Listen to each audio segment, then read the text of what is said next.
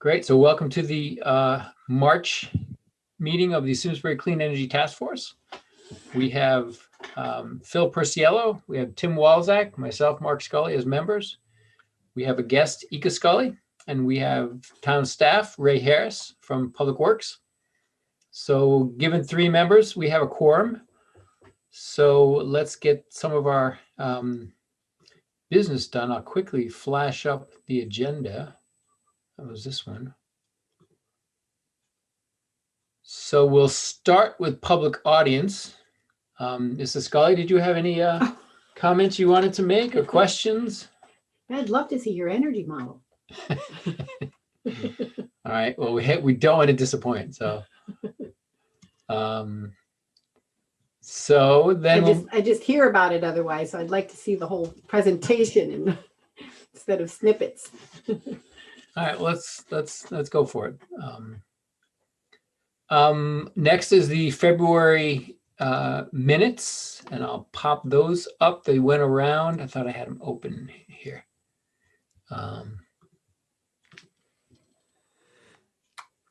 So Bayer did those for us, and they are a model of brevity, but I think they captured the main points.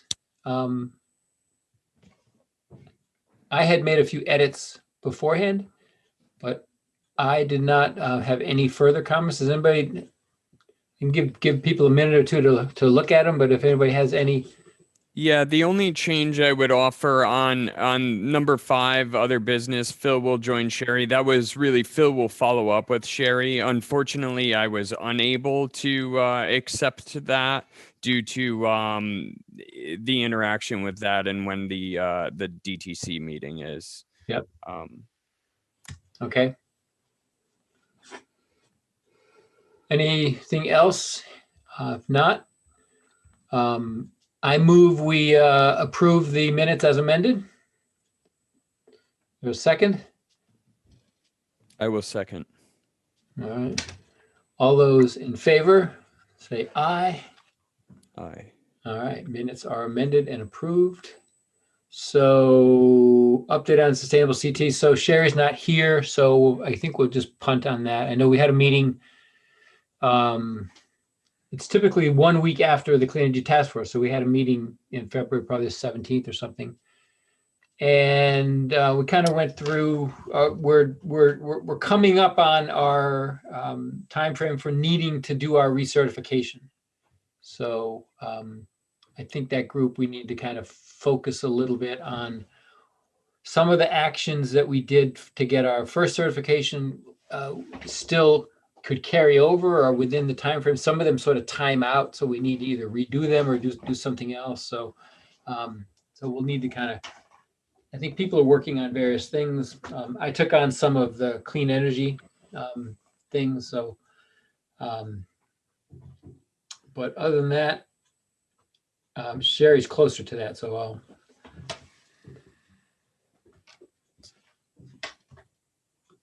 move on. And what is next? Update on Board of Ed. So you may have seen the email that I sent. We had a really good meeting with, it was with Neil Sullivan, Andy O'Brien, and Jason Casey from the Board of Ed. And there was a real interest in having energy become, I think, as Neil said, in the forefront, and that the task force have sort of a seat at the table. And so we agreed to start to explore solar on the high school. And they also mentioned that Latimer Lane is sort of the, I think as Neil said, it's the building is getting kind of tired, as he said. So that's probably the next building up for a renovation. And they are interested in trying to do that in a really efficient manner, possibly even to something like a net zero standard. So you're home, Tim.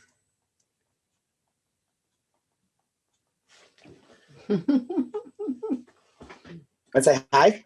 Hi. Hi. Hello. Right. Yeah, I saw with the Board of Selectmen, they presented for a pretty large renovation for Latimer. So we need to kind of do our homework so that we can be a part of that conversation and maybe have some ideas and some examples. I know there are, I can think of 2 towns in Connecticut that are either in the process or have built net zero schools. So if we are involved early enough, I think we can at least have some input into that. So that's really exciting, I think. Because it's really hard if you come in late, like we did kind of on the, on the middle school. That, those plans were already done. So, so we really need to. I will actually make a note. I'll look into see what materials I can find on sort of how to do school renovations in a really efficient manner. The other thing that we talked about, and this was, I think this is actually one of the items in our energy plan that we said we wanted to do. It was a schedule of upgrades, of upcoming planned upgrades. So if I'll pull that up, and they actually shared this with us. So was it here, Solar in High School? What did I do with that? BOE, here we go. So they gave us 2 schedules. And here's one, and it basically shows for the by fiscal year, what upgrades are being planned. So 21, 22.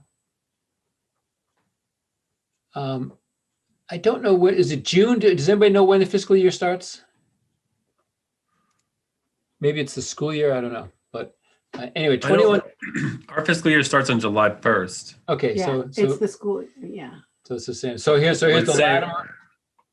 So Latimer Lane renovate as new Henry James 6th grade addition, district security improvements, and SHS stadium bleachers and press box. So those are not as interesting to us, but the Latimer Lane, I don't know as much about the Henry James 6th grade, whether that's already kind of planned, but I know these three gentlemen who I mentioned were interested in us being involved in the Latimer Lane.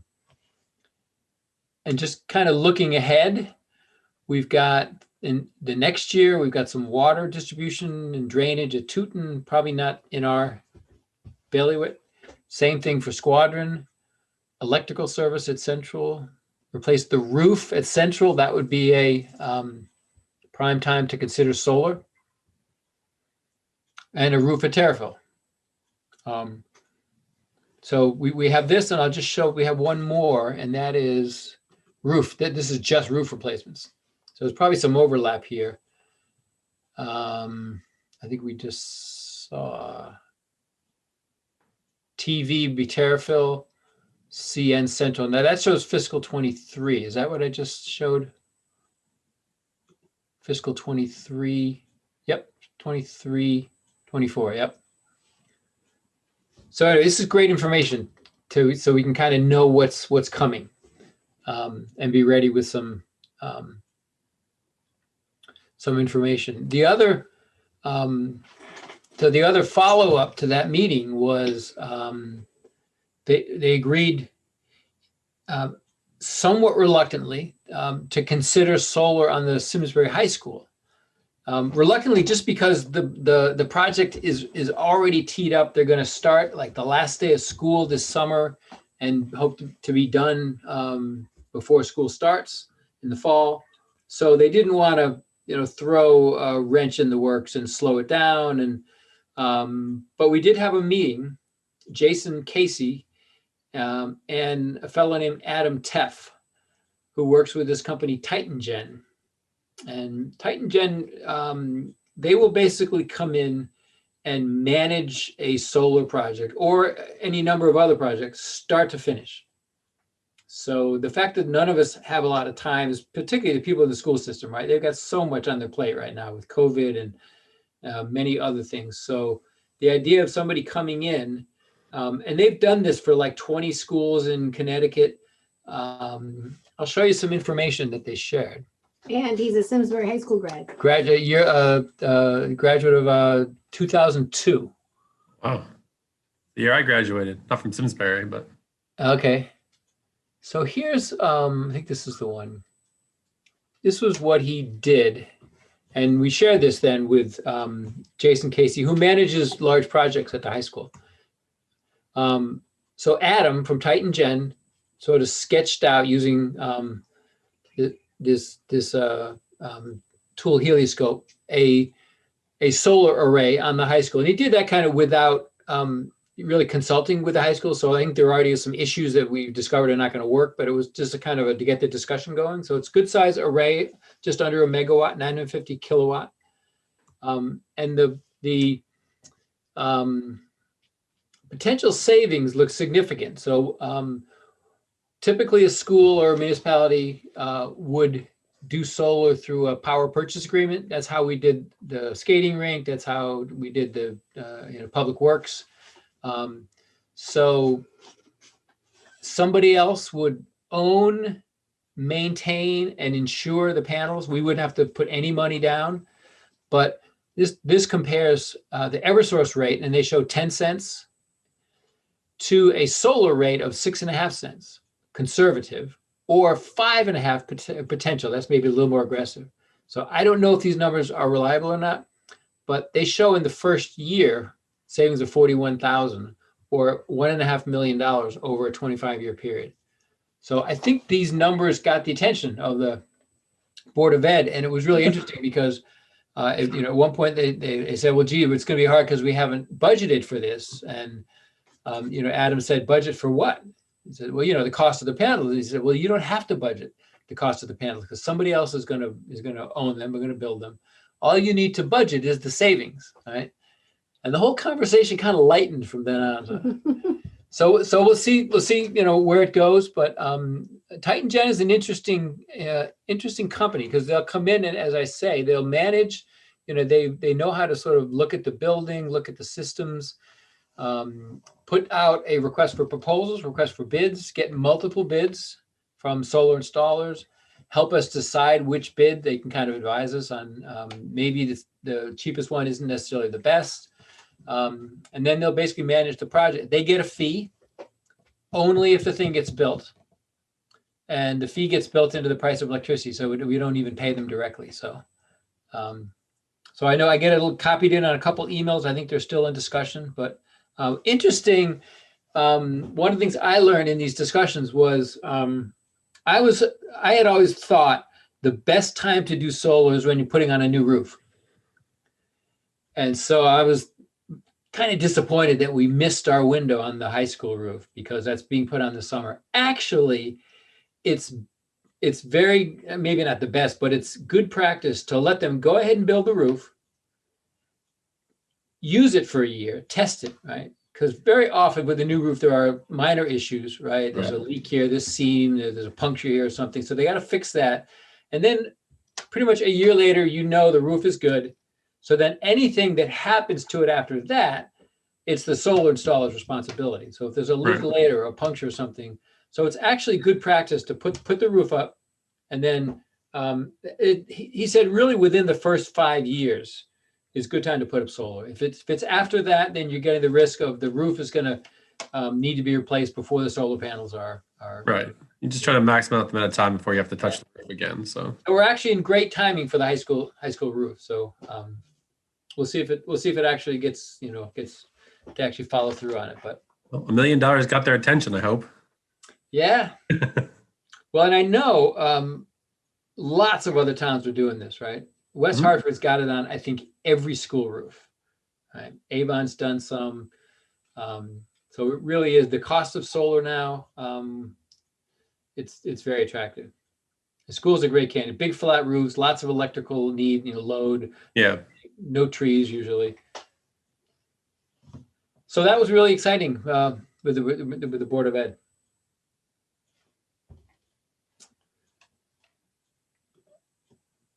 And what's next? I'm going to close these. Got presentation of energy analysis. Okay. So I'll go ahead and do this. As I said, I'm a little reluctant just because we have, Bob's not here, Sherry's not here, But let me go ahead and, Would you do it again? yeah, well, I mean, we'll do it again, but so I maybe won't, we won't dwell on it as long tonight, but so I work with a nonprofit, People's Action for Clean Energy. And this is a model, or PACE. This is a model that PACE has built up. We've used it for probably 25 towns, but we've also made a lot of improvements to it lately. And the idea is we'll come in and we'll help a town sort of take stock and understand how much energy we're currently consuming. Look at how we could reduce that by efficiency and electrification. So electrifying heating and cooling, so heat pumps, and electrifying all transportation, so electric vehicles. So how much could we reduce our energy usage by?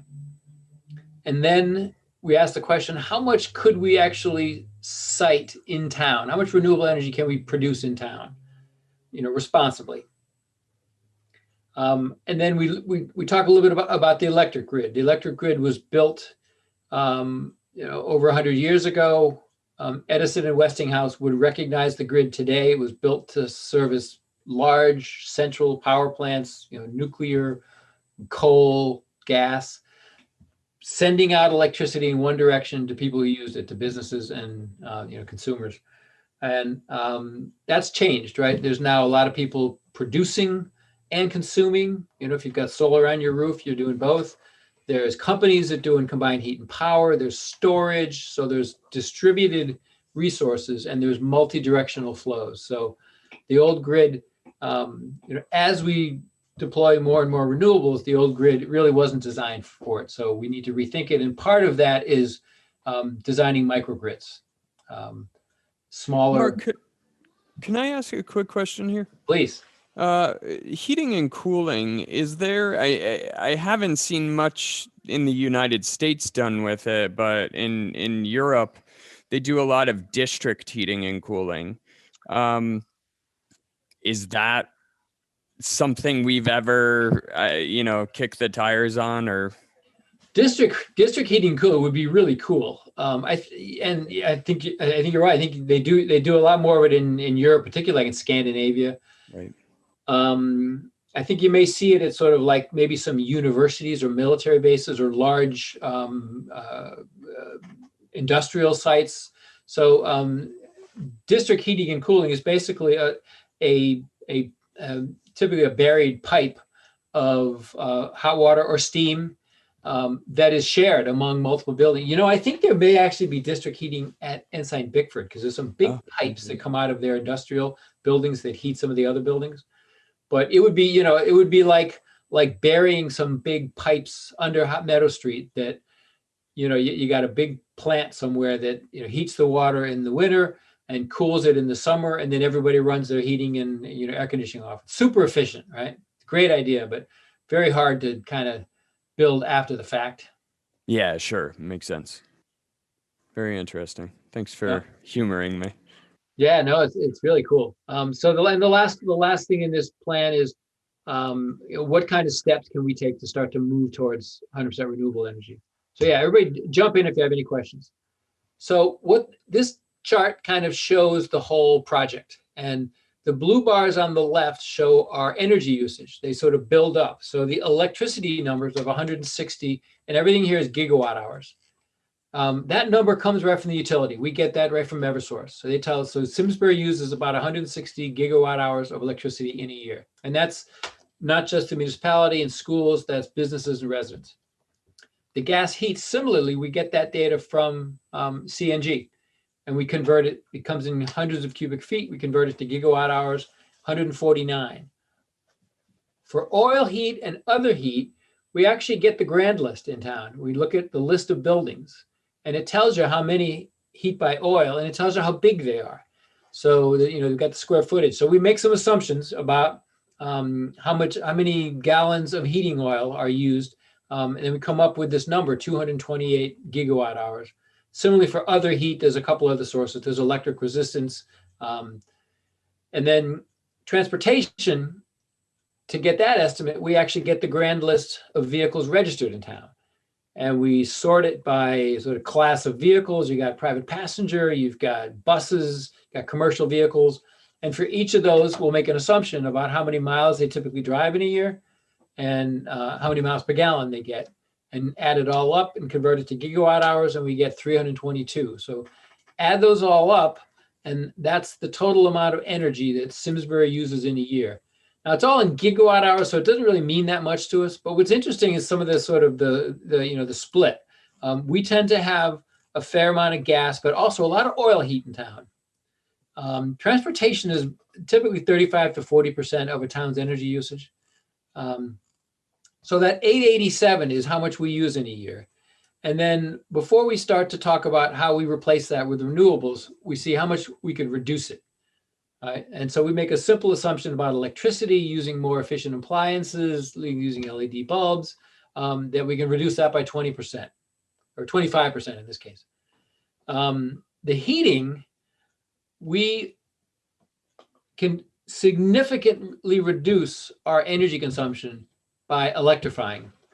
Heat pumps are simply, put the whole emissions question, pollution question aside, heat pumps are much more efficient than oil and natural gas because you're not creating heat, you're just moving it around.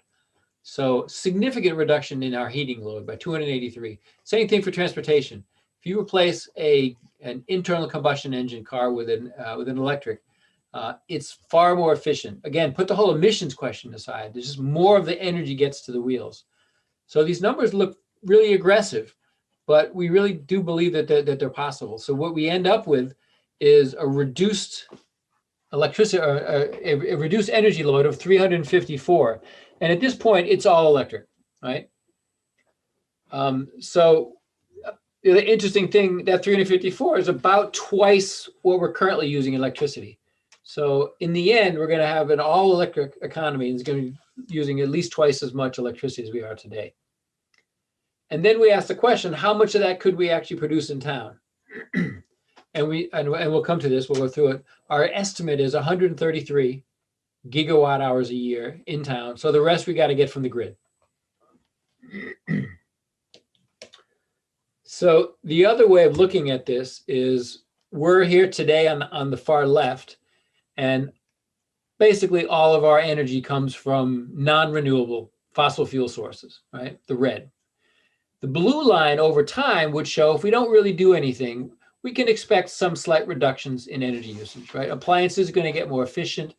So we can expect a slight decline. But the gray wedge shows that if we really get serious about electrifying, heating and cooling, efficiency, weatherizing our buildings, strict standards of new construction, that we can reduce our load all the way down to that 354. Similarly, from the bottom up, we start to deploy renewables, right? Both in town and regionally, so that in the end, we're using much less energy, but it's all renewable. So that non-renewable piece is getting squeezed out by efficiency and electrification from above and by renewables from below. And we actually have a graph that projects these numbers out for Simsbury. So here's our energy mix. As I said, it's everything. It's not just the municipality, it's businesses, it's towns. Hey, Baird. Hey, Baird, welcome. Sorry for arriving late. I'm coming from another meeting. Not at all. Great to see you. Thanks for coming. So we've just started an energy analysis for Simsbury. So what we're looking at is a mix of how much energy we use in a year. It's everything. It's the town, it's the businesses, the residents. And as we say, we got the electricity data and the natural gas data right from the utility. We estimate the rest using data from the town's grand lists. And you can see the mix here. And so here's those numbers. We don't need to look at the numbers in detail, but the top block are the numbers in original units. So electricity in kilowatt hours, natural gas in hundreds of cubic feet, gallons of heating oil, gallons of gasoline for transportation. In the middle, we convert them all to one common units, gigawatt hours. And in the bottom, we also can convert them to greenhouse gas equivalents. So I'm going to fly through some of these. We talked about by electrifying heating, cooling, transportation, by being more efficient with our appliances, we can see significant reductions, which you can see here. The red is our current, and the green is what we think we can achieve through this really serious efficiency electrification. And then the next question is, how much can we site in town? And so we actually do a fairly rudimentary, we'll call siting survey. So we look at, we could place them on, roofs, parking lots, rights of way. The upper right is actually Simsbury Commons. You got Stop and Shop and the movie theater. The other two are just stock photos, but examples of places where we could put. These are actually 3 sites in town. So we've actually used this tool called Helioscope to show, in this case, what we could do if we did some carports. So the high school, this actually, you can see the upper left is the high school. We're not showing the roof, but we are showing a bunch of solar carports. And you can see that one is actually could produce 2.7 gigawatt hours a year. The upper right is Simsbury Commons, also a huge potential source, 3.9 gigawatt hours a year. And then the lower left is Mitchell Volvo Dodge, also, which actually car dealerships would love this, right? Because they don't have to shovel snow off the cars.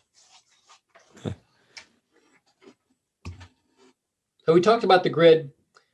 The picture in the upper right shows kind of the way the grid was designed, big power plants sending power to on transmission lines, down to substations, to businesses and residents. The picture in the lower right is more what we're increasingly seeing, right? Where people are both consuming and producing. They've got storage, they've got different forms of generation. So we need to sort of think about the grid differently. This is an example. We've worked with this company called Clean Coalition out in California, and they have particular expertise in microgrids. And we could spend an hour talking about this slide, but it's basically, this is an example of a project they did on Long Island. And you can see the substation on the left. Basically what this does is it makes that substation so that if you see the red X, if the grid lost power, this whole substation would still be able to function, right? They've got different tiers of loads. So the tier 1 is your critical, like your police station, your fire station, your pumping stations. Tier 2 is maybe less critical, some stores. Tier 3 is maybe residents. And there's different sections where you've got solar, you've got ES energy storage, you've got diesel generators. So these things can be designed in a really smart fashion so that if the grid loses power, you can at least provide critical loads, and maybe if you've got enough solar and storage, you can actually run indefinitely. So we actually tried to do a microgrid in town at the high school and the bus storage and the gas station. We were not able to do that, but that would be a fun project to pick back up. So here's our estimate of how much solar we think we could site in town. So we start with some pretty simple calculations, like the number of homes. We got 7,715 homes and condos. We have an assumption that 20% of those are suitable for solar. Each one can fit a 7 kilowatt array. So that's 10.8 megawatts of installed capacity. Similarly, for commercial, we look at the roof area, 5.5 million square feet. We get that from the grand list. Again, 20% suitable for solar, 15 watts per square foot. This gives us another 16.5. So add those together, we get 27.3. The other interesting thing, I don't know if you've ever used this site. I'm going to go to it right now, called Project Sunroof. It's Google Project Sunroof. And it's pretty cool. Google has created this site where you can go and you could put in, let's see, Ray, what's your address? I don't know if I want to put that on the internet. Okay. All right. I'll just, you know what I'll do? I'll do 56 Madison Lane. Is that going to work? All right. It's West Simsbury. I don't know who that is, but hope it's not one of you. Oh, it looks like a bad example. All right. Use a school. Mark, you can do my house. I want to get solar in my house anyway, so you can tell me whether it's a good project for me to do or not. Cool. 315 Hot Meadow Street. There we go. Weton. Yep. All right. So there's your house. It shows the color kind of indicates how suitable it is for solar. And they're suggesting you could do a 9.3 kilowatt array on your house, and it would produce, does it say how much it would produce? No, but it would be about 10 or 11 megawatt hours a year, or 10 or 11,000 kilowatt hours a year. So it shows, it guesses what your electric bill is and shows if you did that, how much carbon dioxide you would offset, how much it would cost to buy or to lease. So it's pretty interesting, pretty interesting tool. And the other part of it I wanted to show you, if you go up here to Data Explorer, you can put in the town, and it will actually produce an estimate of how much solar we could fit on rooftops in the town. So here's the town, and we can zoom in if we want.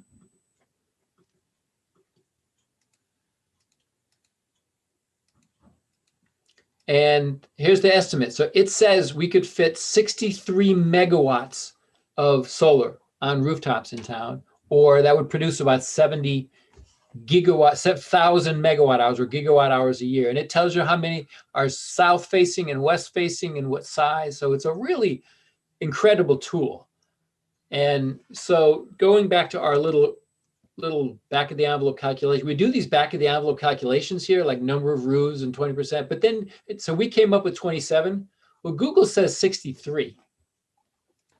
So that's kind of interesting. So we just picked something, and we picked 31. I think it's half of the project sunroof. It's not that it's the right answer, but it's just an estimate. Interestingly, we have about 1.5 today. These are megawatts. And then we look at other solar, and PACE has done these analyses of, so I showed you those 3 carport models of the high school, of Simsbury Commons and Mitchell. We've actually done an analysis of how much solar we could fit on parking lots in the state. For Simsbury, we came up with 81 megawatts. So that's if we started to do things like, the school parking lots, the larger parking lots, for stores and things. So we came up with 81. Again, we took half, we said 40. And then there's an other. I'm not counting Tobacco Valley Solar right now, because that's more, it's not really a Simsbury resource, it's a grid resource. But if we look at sort of rights of way or brownfields and other pieces of land that are not suitable for development, I'm just guessing we could probably get another 25 megawatt. But that's a number we could actually spend some time looking at, looking at what places in town are suitable, which ones are not suitable. So add it all up, and we're saying we could fit 97 megawatts in town, or that would produce about 133 gigawatt hours a year. It's not the right answer, but I think what this hopefully facilitates is a discussion, like how much do we think we could fit on? So we got 1.5 on rooftops right now. Could we do another Solarize campaign to boost that? How could we get more solar being built? How can we initiate conversations with businesses and schools to get more solar built? How can we start to get some of these carports built? And so this box on the right here is where we put in, the Clean Energy Task Force puts in our assumptions about what percentage of rooftop do we think we can realistically achieve by 2025 or 2030, 40, 50. Same thing for carports, same thing for other. If you put those numbers in, then these numbers pop out here where, all right, well, that means we're going to have 3.2 megawatts, or I'm sorry, these are gigawatt hours by 2025, or it translates into this chart up here. So that you can see we've got to really start to pick up the pace if we're going to get to even this number of 133, which is about what we saw, about a third of what we use. So we can spend some more time with this because I think there's a lot of potential work for us as a task force in here. Similarly, we make some similar assumptions about what's the rate at which we think vehicles are going to transition to electric for both residential or private passenger on the left and commercial on the right. We have 110 electric vehicles in town now. So here's the rate at which we think, and that, this might happen with GM and Ford and Volvo committing to electric. Similarly, we need to transition heating and cooling to heat pumps. So right now we've got this mix of gas, oil, electric heat pumps. And over time, we need to phase those out and transition to blue all heat pumps for both residential and commercial. We have 33 heat pumps for residential and 22 for commercial today. Or geothermal, right? Yeah, so heat pumps could be air source or ground source. Okay. So here's this graph where what we've actually done is projected out. So using all these assumptions here of our transition of transitioning solar, of transitioning electric vehicles, and transitioning heat pumps, we can project out now. Here on the left today, we've got all these sources of energy, right? On the very top, we've got oil, heating oil. We've got natural gas. We've got gasoline for our vehicles. We've got the grid, non-renewable sources, and then we got nuclear. We got a little bit of solar and wind down here, right? Over time, because we're taking energy efficiency and electrification seriously, our energy load is going to go way down, and we're going to start to deploy solar. So looking from the bottom up, we've got rooftop solar, we've got local carports, and other local. So the dotted line is how much is local.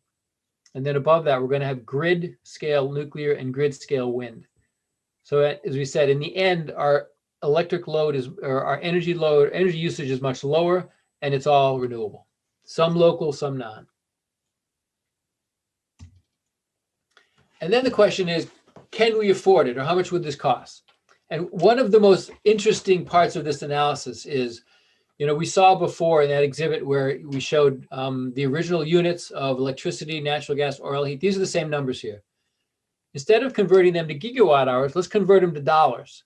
So we put in the price of each of these energy sources, and we come up with Simsbury spends $78 million a year on energy, which is a lot of money. Or if we compare over 30 years, if we spent $78 million a year, no growth, no inflation, for 30 years, that's $2.3 billion we're spending on energy. That's a nice budget to build a clean energy system. So if you look at the graph, the line here is $78 million a year. If we just continue to pay, literally burn up our money, right? We're buying gas, we're buying oil, and we're burning it all up. Or instead, we could start to build this new system, right? Where you see our fuel costs, they start at 78, but as we deploy solar and wind and support the grid, that our fuel expenditures go way down. And the green is building up the renewables, both locally and at a regional level. And then the blue is the cost premium of electrifying our vehicles and heat pumps, right? It's going to cost us some more. And you take the present value of those, and instead of $78 million a year, that average, if we needed to take out a mortgage to pay for this, our annual payment would be $71 million a year, or $6 million less. So a lot of assumptions built in here. We've projected out the cost of deploying solar, offshore wind, the cost of a heat pump. But this suggests that we could actually do this and save money and keep more of the money in town, keep more of the jobs locally. And this doesn't even start to look at health benefits, right? How much more healthier we would be. So key takeaways are clean renewable energy will over time replace our non-renewable sources. In the end, everything's going to be electric, sourced both locally from the grid. We're just moving electrons around in the end. All transportation will be electric. Microgrids, we'll have a bunch of them around town providing resiliency so that even if the power goes out, we've got solar and batteries to keep the critical facilities going. And this last bullet may look kind of self-explanatory, or maybe obvious, but I think it's actually really important, because the question is, what could we as a town do, right? Because a lot of things we can't control, right? We can't necessarily build offshore wind. We can't build electric vehicles. But what can we do? We can work on promoting energy efficiency in town, and we can actually do that best in town.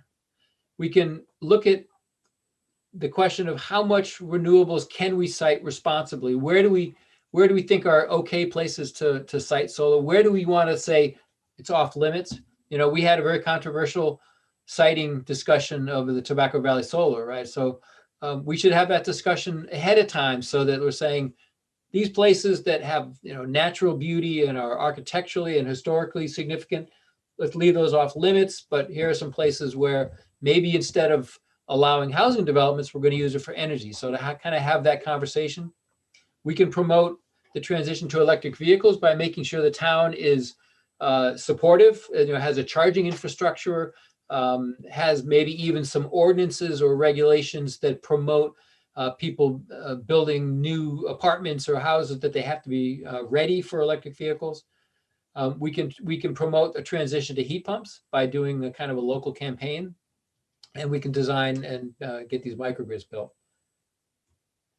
So I'm going to stop there. The rest of the stuff kind of goes through a little bit more about what PACE can do, but that's kind of a high level discussion. Some of the numbers that come out of that, I think we can use in our energy plan. You'll recognize some of those graphs that were, I think, showed up in our energy plan before. So any questions or comments?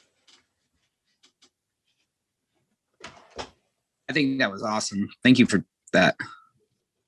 Yeah, it's a fantastic document. It's gonna be incredibly helpful when we're building out the plan. Especially, I was thinking, you know, what are some of the sources we may want to rely upon as we're going back and looking through, you know, how we're tracking when we built the plan out in 2019 versus today. And I think this is going to be like the first place to turn. Yeah, this in our energy plan, I think. Yeah. But they're kind of interlinked. That was about it on our agenda, right? What's left? We have assignments for updating energy plan. Next. Right. So, you know, we talked about this before, and if anybody, you know, has any thoughts, we looked at the draft that we had before. I'll quick pull it up so we can look at it. Mark, is it worthwhile? I know last time we talked about splitting this out and you know, having us take parts. Is it worthwhile to do it more collaboratively? Or I guess was that maybe that's the step two anyway, after breaking out with our own parts? So can everybody see this? I'm open to that, you know, to doing it more collaborative. We could say, I mean, somebody's just got to kind of go through this and review the wordings. Some of it we want to update. We got to get some better pictures. I can provide some of these numbers. So maybe we could say we're going to do the following pages at our next meeting and do it collaboratively. I'm definitely open to that. So we've got this introductory stuff, and then we've got these 5 or 6 pages that have the same format. They've got a little introduction, and they've got progress to date and benefits and actions and goals. So there's energy efficiency in buildings, heating and cooling, renewable energy, transportation, and microgrids. And then this action, sort of what we're going to commit to doing. And I think I've shared with you both that and, do I have it right here? The West Hartford plan. Yep. We've got that just for reference. That's part of your February package for our last meeting. So maybe what we could, why don't we work backwards. Let's go through. I can provide some of the numbers. Let's go through. I think they've got a similar. They got residential progress and goals. Theirs is really kind of different. They do residential, commercial, industrial, transportation, clean energy. It's similar.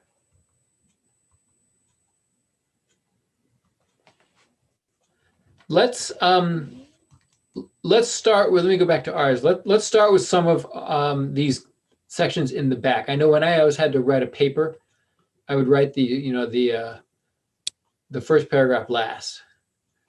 All right, so let's do our body. Let's work on these things. So energy efficiency in buildings, heating and cooling,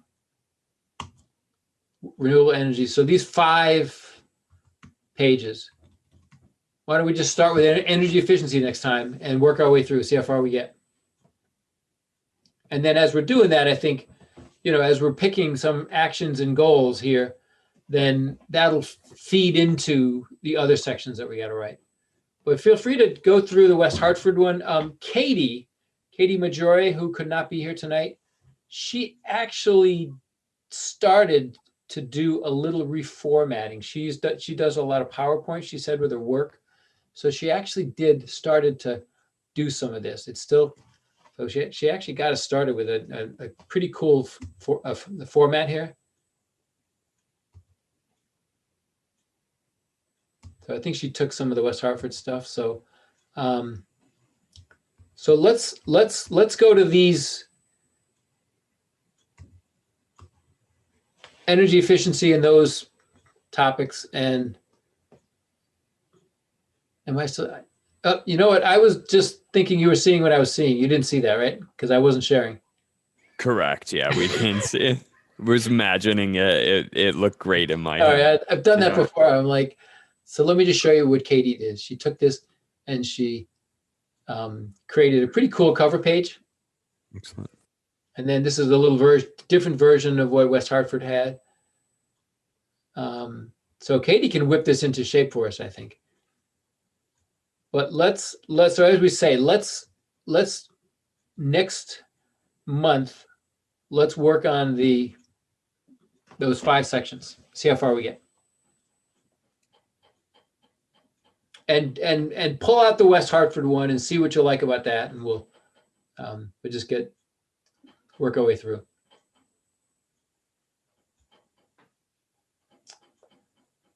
Cool.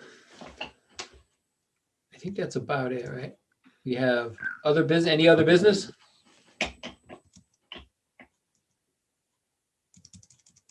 Or open forum? If not, is there a motion to adjourn? I can make a motion. Right. I'll second. Again, Mark, thank you so much. That was, I think, awesome.